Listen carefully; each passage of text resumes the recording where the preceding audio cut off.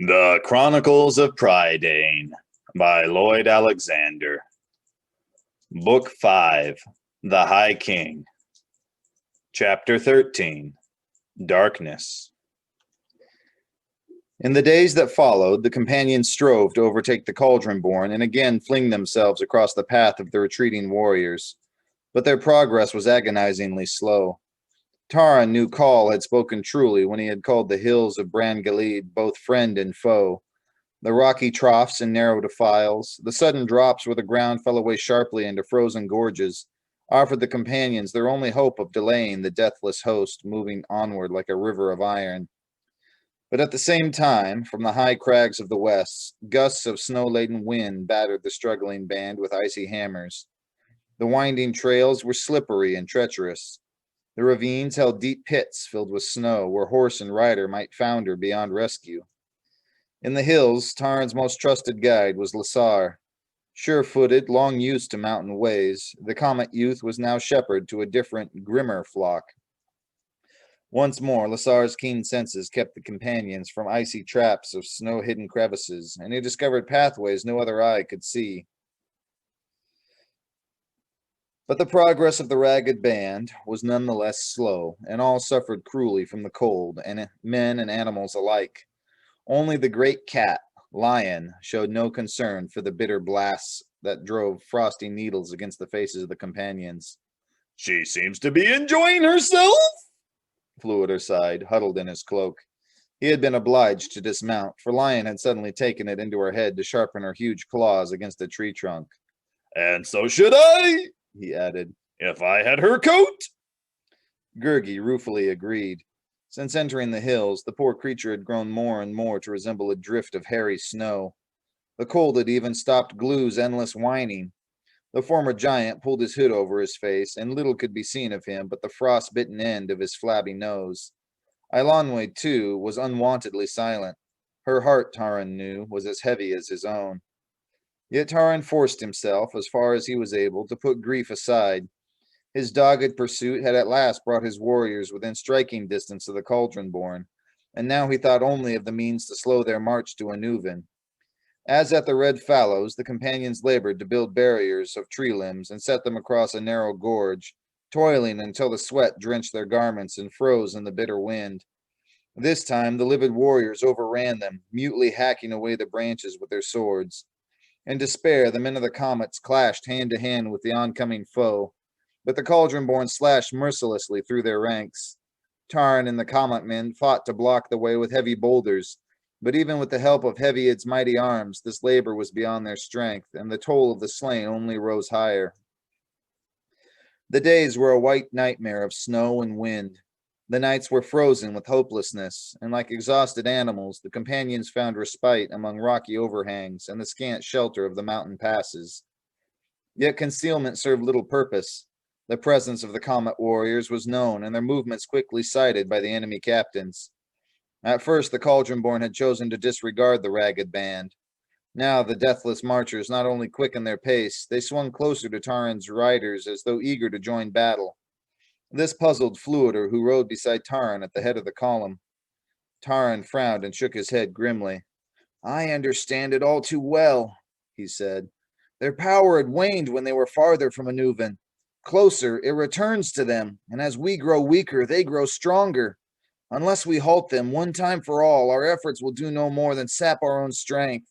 Soon," he added bitterly, "we shall defeat ourselves more sharply than Aron's warriors could ever hope to do." But he said nothing of another fear that lay in all their hearts. Each passing day showed more clearly the Cauldron-born were turning south, away from the hills of Bran Galed, and once again toward the swifter, easier way of the Red Fallows. With dour satisfaction, Taran judged this to mean the enemy still feared the pursuers, and would strive to any lengths to be rid of them.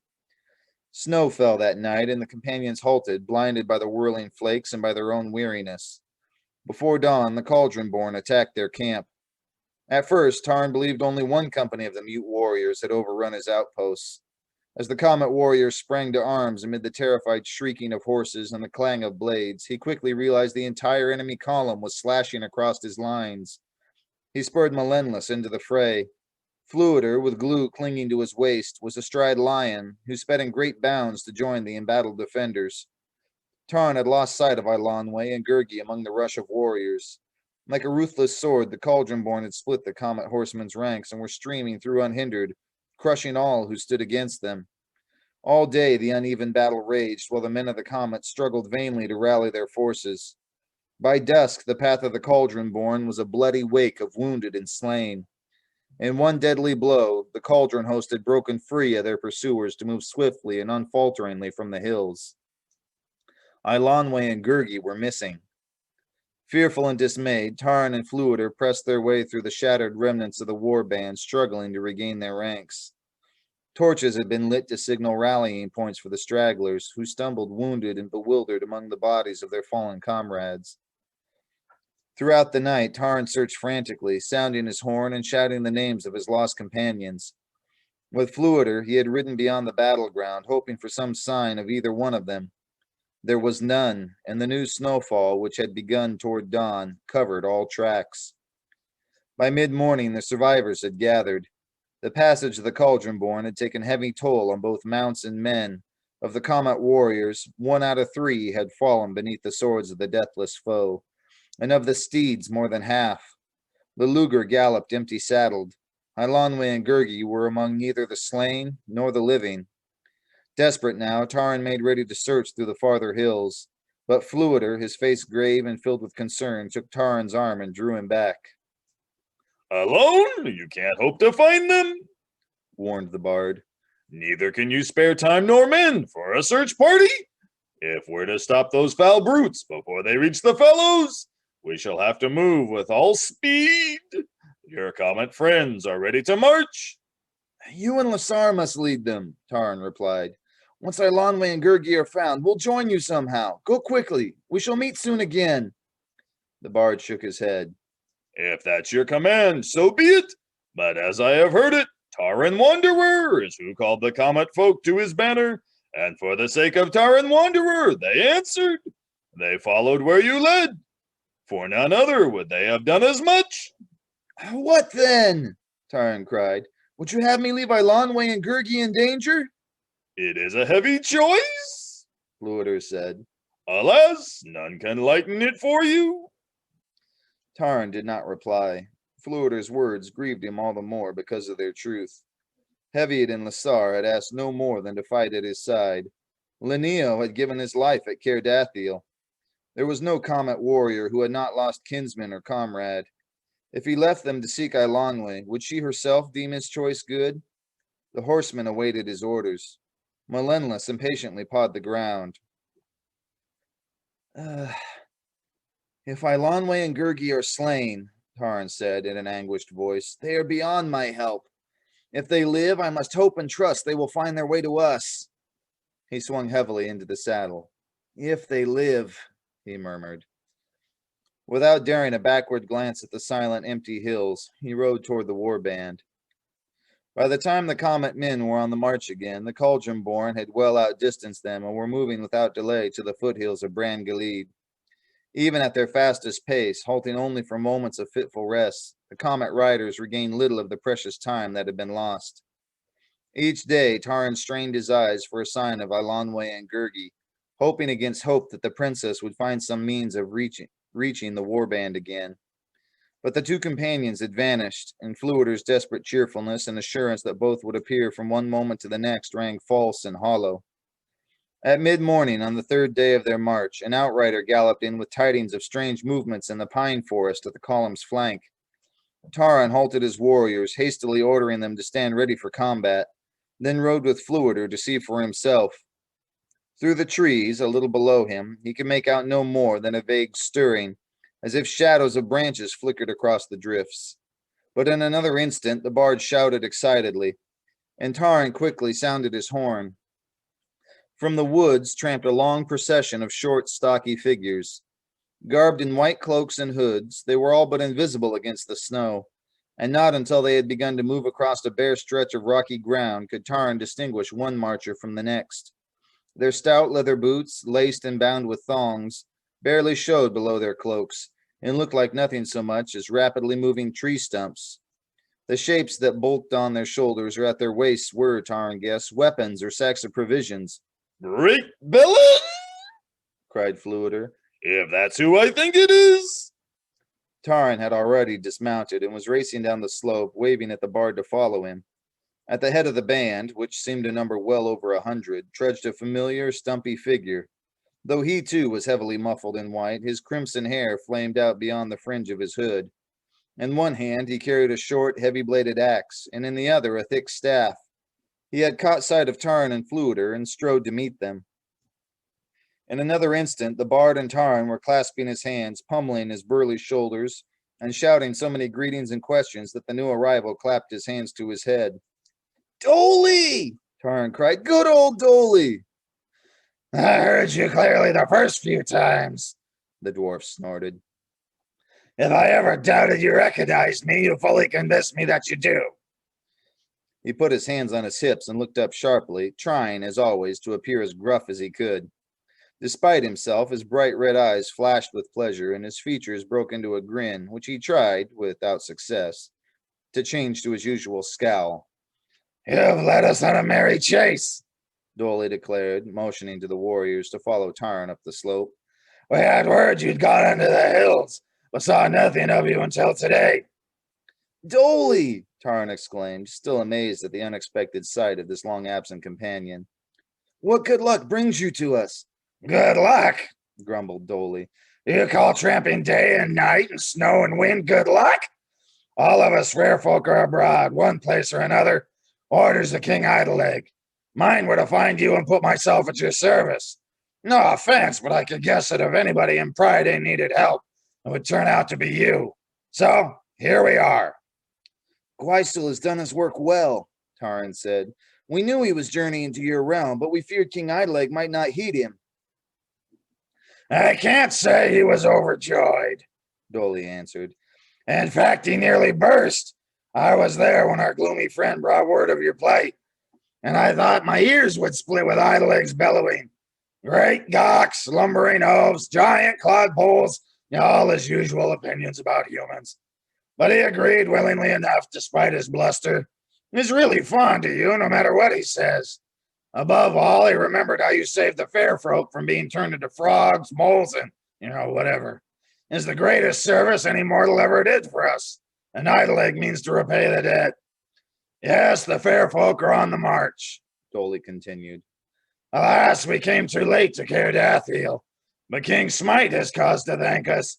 There's a host of fair folk fighting side by side with him. The northern lords are ready for battle and will take a hand in that too, you can be sure." Dolly, for all his gruffness, was obviously proud of his own tidings. He had finished, with great relish, an account of one fray in which the fair folk had baffled the enemy by making an entire valley so resound with echoes that the foe fled in terror, believing themselves surrounded, and had begun another tale of fair folk valor when he stopped abruptly, seeing the look of concern on Taran's face. Dolly listened while Taran told what had befallen the other companions, and it was the dwarf's turn to be grave and thoughtful. When Taran finished, Dolly did not reply for a time. "As for Eilonwy and Gurgi," the dwarf said at last, "I agree with Fluider. They'll manage somehow, and if I know the princess, I wouldn't be surprised to see her galloping up at the head of her own army. But the Cauldron-born, we're all in bad straits," Dolly continued. "Even we fair folk can do little against such creatures. All the tricks that would gull a common mortal are useless. The Cauldron-born aren't human. I should say they're less than human. They have no memory of what they were, no fear, no hope. Nothing can touch them." The dwarf shook his head. "And I say that any victory we might gain elsewhere would be wasted unless we find some way to deal with that spawn of an Uven. Gwydion is quite right. If they aren't stopped, well, my friends, among us will have to do it, and that's flat." By this time, the Fairfolk band had reached Taran's lines, and a murmur of wonder spread through the ranks of the Comet men. All had heard of the skill and prowess of King Idleleg's fighting forces, but none had seen them face to face. Heavyhead the smith marveled at their axes and short swords, pronouncing them sharper and better tempered than any he could make. For their own part, the fair folk seemed not the least uneasy. The tallest of Idaleg's warriors stood barely higher than Lasar's knee, but the fair folk soldiers, looking on their human comrades with the friendly indulgence they might show to overgrown children. Dolly patted Lion's head, and the huge animal purred happily in recognition. The sight of Glue, hunched on a rock and staring sourly at the new arrivals, brought a cry of surprise from the crimson-haired dwarf. Whoever or whatever is that? It's too big for a toadstool and too small for anything else. I'm glad you asked, replied Glue. It's a tale I'm sure you will find most interesting.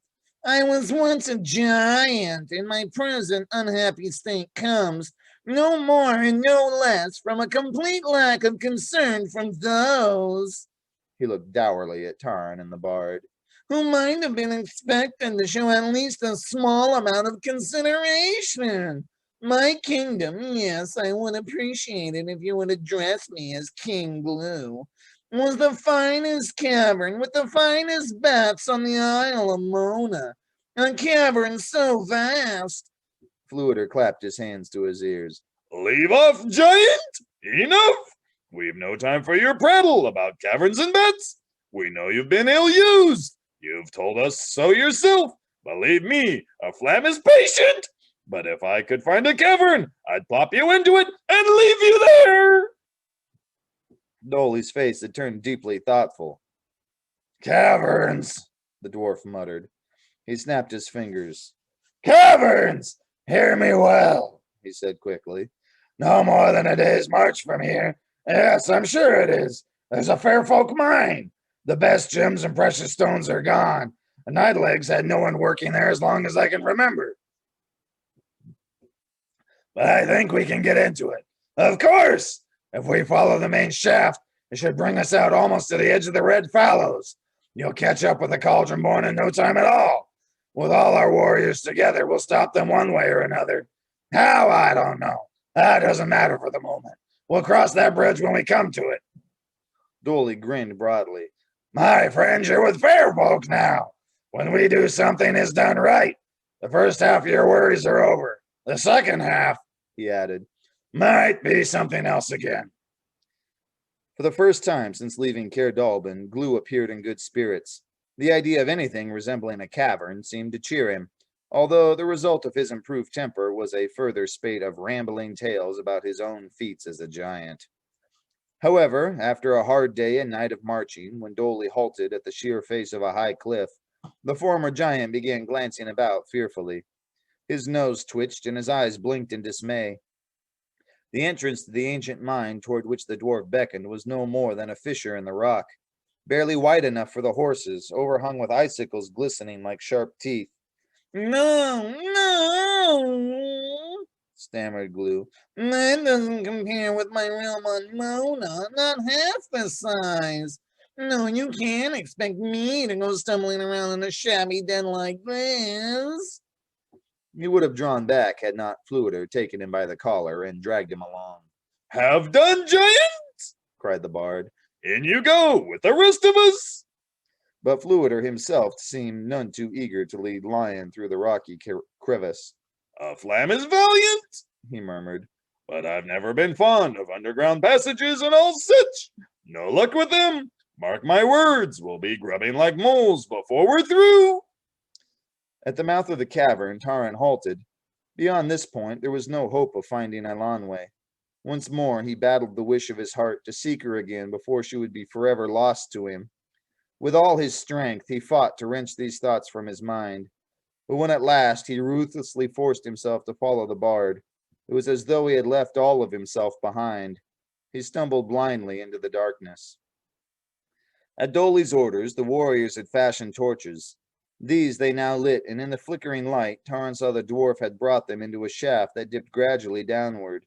Its walls of living rock rose no higher than Taran's upraised hands. Dismounted, the comet men led their fearful horses past sharp outcroppings and over broken stones. This, Dolly explained, was not the mine itself, but only one of the many side tunnels the fair folk had used when carrying sacks of gems above ground. Indeed, as the dwarf foretold, the passageway soon grew much wider, and the rocky ceiling soared 3 times Taran's height. Narrow platforms of wood, one above the other, followed the walls on either side, though many had fallen into disrepair and the beams had tumbled in a heap over the earthen floor. Lengths of half-rotted timber shored up the archways, leading from one gallery to the next. But of these, some had partly crumbled, forcing warriors and steeds to pick their way most cautiously over and around piles of rubble. The air was stifling after the icy wind above ground, and hung heavy with ancient dust and decay. Echoes flitted like bats through the long-abandoned chambers as the war band moved in a wavering file, with torches raised high above their heads. The twisting shadows seemed to muffle the sound of their footsteps. Only the piercing whinny of a frightened steed broke the silence. Glue, who had not left off his complaining since entering the mine, gave a sharp cry of surprise. He stooped and snatched something from the ground. In the flare of his torch, Taran saw the former giant held a glittering gem as big as a fist. Fluter had seen it too, and he sternly ordered, "Put that down, little man. This is a fair folk trove, not that bat-ridden cave of yours." Glue clutched his find to his chest. It's mine, He squealed. none of you saw it. If you had, you'd have kept it for yourselves. Dolly, who had glanced at the gem, snorted scornfully. It's rubbish, The dwarf said to Taran. no fair folk craftsman would waste his time on it. We use better quality than that to mend a road bed. If your mushroom-faced friend wants to burden himself, he's more than welcome. Without waiting to be told twice, Glue hastily thrust the gem into the leather pouch dangling at his side, and his flabby features took on an expression Taran had seen only when the former giant was in the midst of a meal. From then on, as the companions progressed steadily through the mine, Glue's beady eyes darted everywhere, and he strode forward with unwonted energy and interest. The former giant was not disappointed, for soon the torchlight glinted on other gems, half buried in the ground or protruding from walls. Glue fell upon them instantly, scrabbling away with his pudgy fingers and popping the glittering crystals into his sack. With each new find, he grew more excited, giggling and mumbling to himself. The bard looked pityingly at him. "Well," he sighed, "the little weasel has at last sniffed out something to profit himself. Much good it may do him once we're above ground again. A handful of rocks. The only use I can see is if he throws them at the cauldron born." But Glue, absorbed in gathering as many gems as quickly as he could, paid no heed to Fluter's remarks. In little time, the former giant's pouch was crammed with jewels of bright red and brilliant green, with gems clear as water, or, in their glittering depths, flecked with gold and silver. Taran's thoughts were not on the abandoned riches of the mine, although the jewels seemed to grow more plentiful as the long column of warriors made their way farther into the tunnel. As far as Taran could judge, it was no later than midday, and already the companions had journeyed a considerable distance, and as the tunnel widened and the path straightened, their pace gained even more speed. Easy as whistling, declared Dolly. Another day and a half at most, and we'll come above ground at the fallows. It's our only hope, Taran said, and thanks to you, the best hope we've had. But the fallows trouble me. If the land is barren, we'll have little protection for ourselves and little means to hinder the cauldron born. Humph, cried Dolly.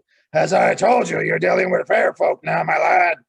When we set to a task, there's nothing paltry or small about it. You'll see. Something will come to hand. "Speaking of paltry and small," interrupted Fluter, "where is Glue?" Taran halted and quickly looked around. At first he saw nothing of the former giant. He lifted his torch and called Glue's name. A moment later he caught sight of him and ran forward in alarm. Glue, in his search for treasure, had clambered up to one of the wooden platforms. Just above the arch leading to the next chamber, a sparkling gem as big as his own head was embedded amid the rocks. Glue, having swung precariously to a narrow ledge, was trying with all his might to dislodge it. Taran cried out to him to come down, but Glue tugged and heaved all the harder. Dropping the reins Melendless, Taran was about to swing up after him, but Dolly seized his arm. Don't do it, snapped the dwarf. The beams won't hold you. He whistled through his teeth and signaled two of the fair folk warriors to climb to the platform, which, under Glue's furious struggle with the gem, had begun to sway dangerously. Hurry, Dolly shouted. Bring that idiot down here. Just then, Glue's pouch, already filled to bursting, tore apart. The gems streamed down in a glittering shower, and Glue, with a yell of dismay, spun around to clutch at them. His foothold slipped. He clawed frantically at the platform, and as he did so, the arch gave way beneath him. Now, shrieking not for his lost jewels, but for his life, Glue flailed wildly and caught one of the swaying timbers. With a crash, he toppled to earth. Behind him, the archway lurched, the ceiling rumbled. Glue picked himself up and scuttled madly from the hail of falling stones. Back! Dolly shouted. Back! All of you! The horses reared and whinnied as the warriors strove to turn them. With an ear-splitting crack, the upper platforms collapsed. An avalanche of boulders and broken beams thundered into the gallery. Blinding, choking dust filled the tunnel. The mine seemed to shudder all along its length, then settle into deadly silence. Shouting for Dolly and Fluider, Taran stumbled to the heap of wreckage. None of the warriors or animals had been caught in it. Behind them, the tunnel had held firm and kept them safe, but the way forward was hopelessly blocked. Dolly had scrambled onto the heap of stones and wood and was tugging at the end of a long beam, but after a moment he stopped, breathless, and turned a despairing face to Taran. It's no good, he gasped. If you want to keep on, we'll have to dig our way through. How long? Taran asked urgently. How much time dare we lose? Dolly shook his head. Hard to say.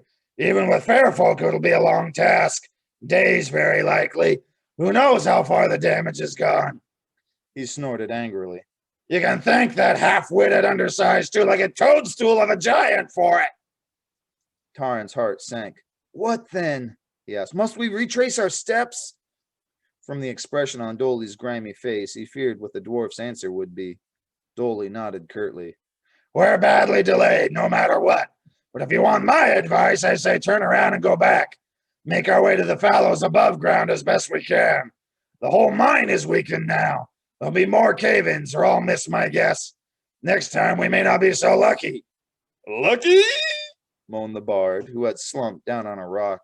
He put his head in his hands. Days wasted! The Cauldron-born will be in Anuvin before we have another chance at them. The only luck that would suit me now would be to see that greedy weasel under a pile of his own worthless gems. Oh. Glue, meanwhile, had ventured to crawl from under one of the remaining platforms. His garments were torn, his pudgy face smeared with dust. Days wasted, he wailed. Cauldron-born, blocked up tunnels. But has any one of you stopped to consider I've just lost a fortune?